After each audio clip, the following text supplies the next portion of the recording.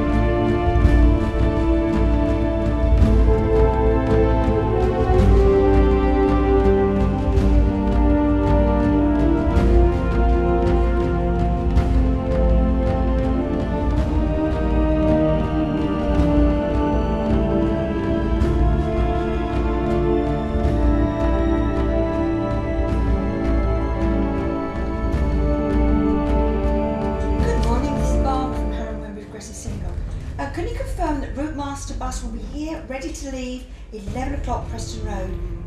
Thanks a lot. Bye.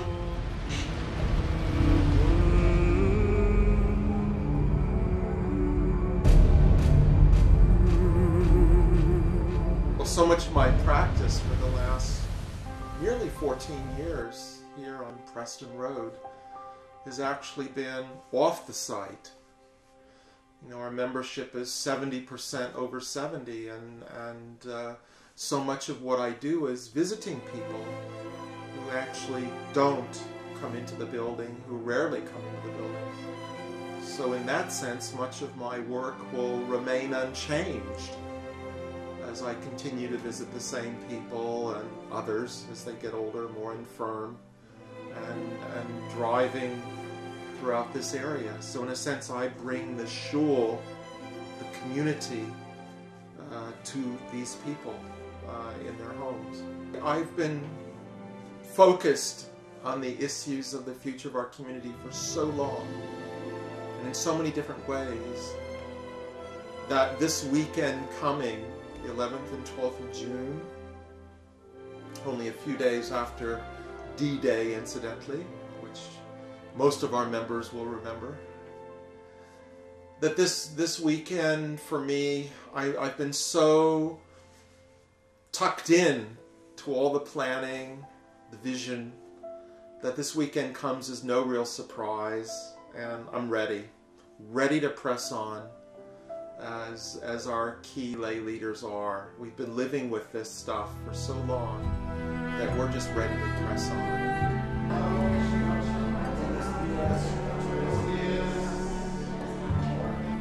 You think every big enough?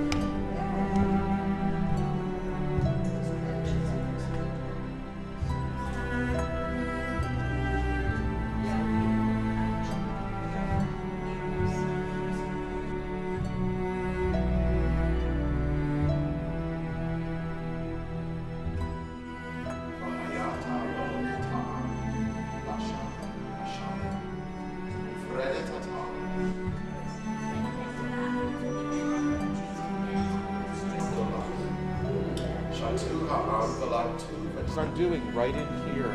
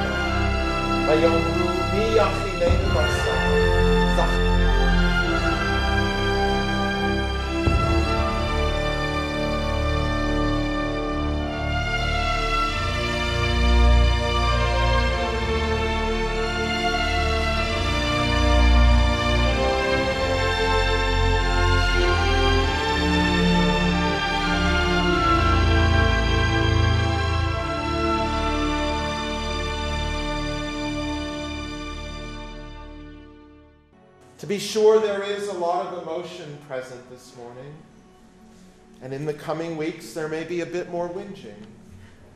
Not everyone has a great capacity for change, either because of emotional disposition or physical health. But we are privileged. We are privileged in that we can express our emotions freely and engage in whinging. If one looks at other Jewish journeys throughout history, there was far more to endure, both in changed circumstance and suffering. 2 to 3 miles up the road, getting our asking price on the sale of this place to an entirely honorable faith community, we are privileged. And we are being so graciously welcomed tomorrow morning to our new home on Bessborough Road in beautiful downtown Harrow. There will be a service of welcome that in warmth and actual liturgy resembles a wedding service. Rabbi Kathreen de Magtige, Middleton, the Machers and members of Middlesex New have already proved to be a joy to work with.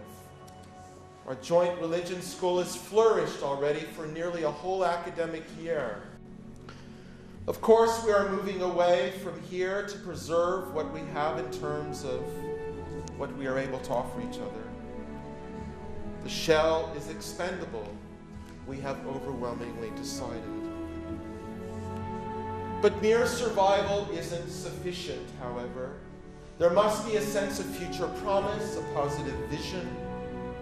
We are embarking on a historically significant enterprise, where we will maintain the best elements of our communal identity and work creatively with another such community. Differences as well as similarities will be honored and even celebrated. It is my hope that the model that we will develop of how to work together and how to work separately will be recognized as a helpful approach by others in the Jewish world and by those of other faiths. We've come a long way together over the last 60, 70 years, which incidentally is the typical lifespan of a synagogue community in this country. And now we have an opportunity for renewal and new life. Let us choose life.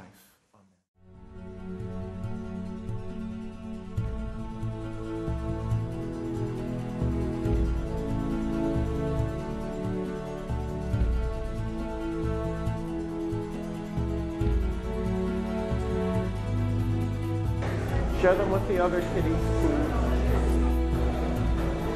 Okay, Alan and Harry, come on.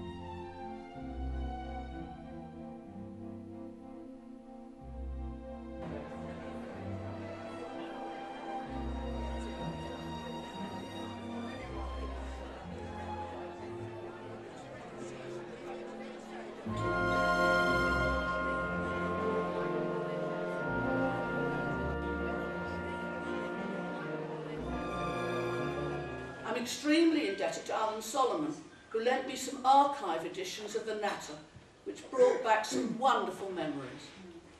Who, for example, could forget Sue Goulston's, now Sue Schindler's, recipe for shrimp tomato?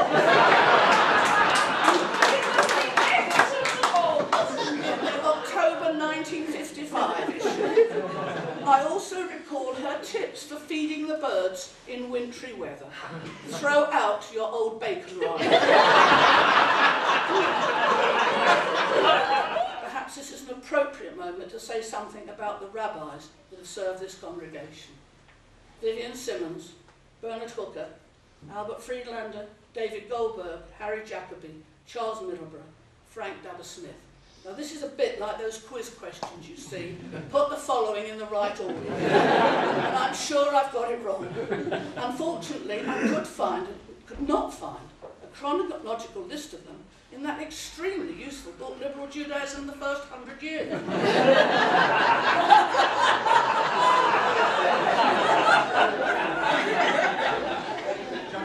I have known all of them, and since I went to work at HWPS in 1964, I worked with all of them professionally. I could probably keep you here till midnight with anecdotes about all of them, but I won't keep it short. Vivian Simmons. I recall his kindness to me when I edited the Federation magazine called Fedoration, another of Lawrence Regal's brainwaves, that title, in allowing me to print before publications excerpts from his book, The Path of Life.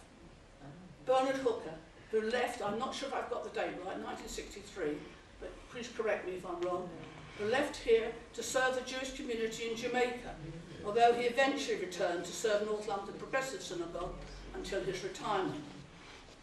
A few years into his time in Jamaica, he came to the UK for a visit, and we arranged for him to give a lecture here at Wembley. I was in charge of its organisation. It was the first time I'd seen him for many years, and he walked in. Not a word of how nice to see you, Rosita. It was, well, Rosita, I want a table over here, and I want those books put over there. Well, I love Bernard, a down-to-earth soul who was apt to say at the rabbinic meetings, now what you young rabbis need to do is, much to the annoyance of all the young rabbis concerned. It was a pleasure to work with Bernard on his retirement to Ledbury in the setting up of the Hereford congregation in the early 1990s. Albert Friedlander. I first met Albert in 1959 at a youth section of the World Union for Progressive Judaism's Week conference in Scotland, which is where Edith met him as well. He and his friend Solomon Kaplan were the jokers. They were the life and soul of that week away. And they were actually known to us all as Al and Sol, a bit like Ant and Dec. When he was coming for interview for the Post here, I lent a photo of him from that week to Mike Guter, or it might have been Leonard Belchers, I actually can't remember, so they could recognise him at the airport. I don't think I ever got the photo back. David Goldberg, who left here to become associate rabbi, then senior rabbi, and now emeritus rabbi of the LJS. Unfortunately, he's busy conducting a wedding in some exotic part of the world today. What would you expect? So he can't be here this evening. This is the centenary year of the LJS, and a book by one of their members is being published in a few months' time. I'm helping her with some proofreading and editing, and here is what David has to say about Harrow and Wembley. Are you sitting comfortably? I spent 3.5 years at Wembley, which was a very thriving congregation in those days. It was a very active community, and I had a very enjoyable time indeed. I bet that surprised you. Where are the expected Goldberg witticisms? And where is his usual perfect English? The same 3 adverbs in 3 consecutive sentences is enough to make Alan and I, for whom this is an absolute, I don't know what, obsession. No. Harry Jacobi, here with us tonight, and it's wonderful to have you, Harry.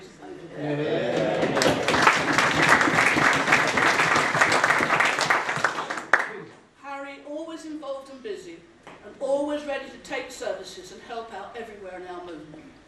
But I want to tell you all something about Harry that you may not know.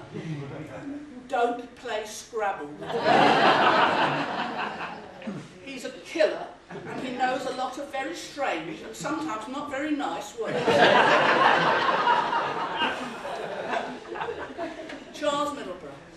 Charles is on his way back from our Dublin congregation tonight, so also, alas, can't be here. I loved working with Charles, particularly when he took on the adult education remit for HWPS, which included the Evening Institute at its best, a series of very successful rabbinic roadshows, and the first of the Baalei Tefillah courses. Charles succeeded me as Executive Director of HWPS in 1998 and held that post for 5 years. During that period, he and I continued to work together in planning for the HWPS centenary in 2002, and I don't believe we ever had a difference of opinion. Frank, what can I say about you that your congregation doesn't know already? I've told this particular story before, and possibly to some of your congregants, but never in public. Frank, I'd never met you until I interviewed you on the admissions board of Lilliebeck College. The interviews, as you will remember, were over 3 days, and as well as one-to-one interviews with every member of the admissions board, there were what were called structured interviews. I don't know if they still have them now. The applicants were divided into groups of 3 or 4, each given a subject to present and discuss, and were observed in their discussion by 2 or 3 of the admissions board. One of the women applicants in your group gave a very poor presentation on her topic, and in discussion, the other applicants gave her a really hard time, trying to show us, the interviewing panel, just how clever they were. But not you, Frank. You developed her theme without being patronising. You brought out the good points, and you treated her with total respect. I knew then that you were going to get my vote at the final board, and I also knew that this was a man I would want to see as a rabbi in the liberal movement. Knowledge can be gained by most intelligent people, but kindness and consideration comes with character, and you can't learn that even with 5 years at Leah Beck College.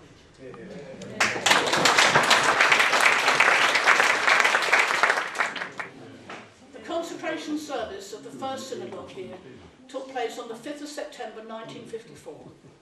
It was conducted by those icons of liberal Judaism, Lily Montague, Leslie Edgar, Vivian Simmons and Basil Henriquez. They would all be truly proud of the achievements of this congregation in the 57 years that have passed since then. Nothing goes on the same forever, as we all know. This was a vibrant congregation when it held services in private homes, and when the first pupils in the religion school were just the 3 Salter children.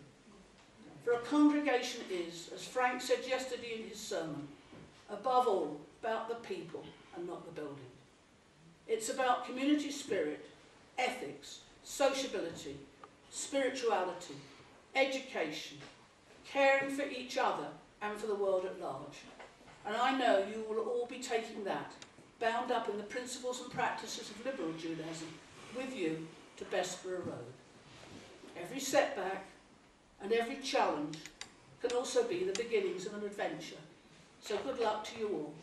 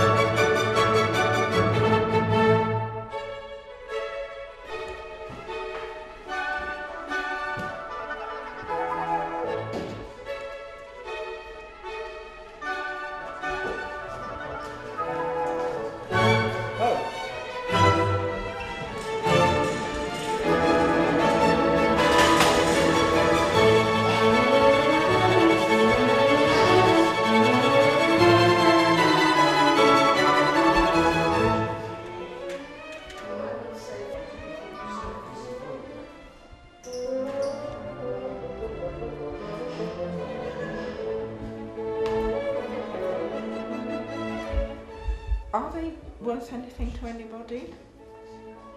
Do you think? Do I have your permission to throw them? Yeah. Okay, right. Yeah. Thank you. You're welcome. To be thrown.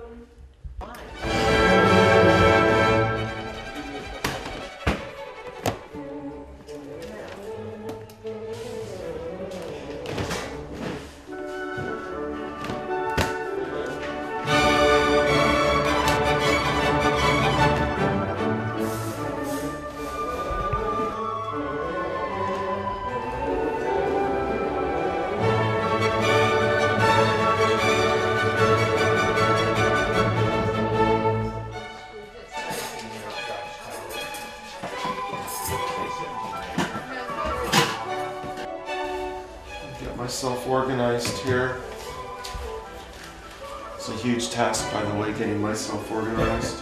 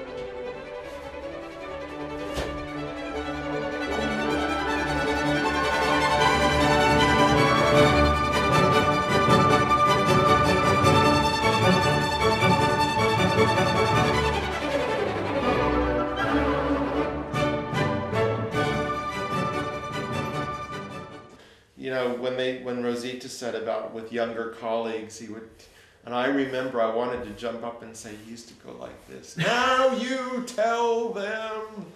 And he used to stand, he's this really short guy, he used to stand up and say, "When you preach, you tell them," wagging his finger the whole time.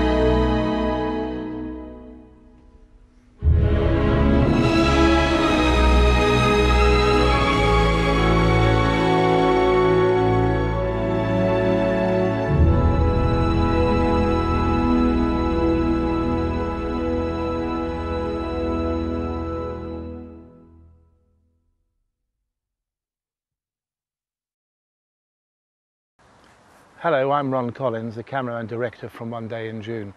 I hope you've enjoyed my video as much as I've had making it. It's been 40 years since I've been behind a camera, and the experience I've gained in operating a new high definition camera has been tremendous for me.